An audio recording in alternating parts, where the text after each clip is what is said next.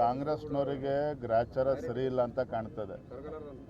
ಇವ್ರ ಯೋಗ್ಯತೆಗೆ ಏನು ಗ್ಯಾರಂಟಿಗಳನ್ನು ಕೊಡ್ತೇವೆ ಅಂತೇಳಿ ಅಧಿಕಾರಕ್ಕೆ ಬಂದು ಈಗ ಒಂದೊಂದೇ ಕತ್ತರಿ ಆಗ್ತಾ ಇದ್ದಾರೆ. ನಾವು ಹಲವಾರು ಬಾರಿ ಹೇಳಿದ್ದೇವೆ, ಸದನದ ಒಳಗಡೆ ಸದನದ ಹೊರಗಡೆನೂ ಕೂಡ ಹೇಳಿದ್ದೇವೆ.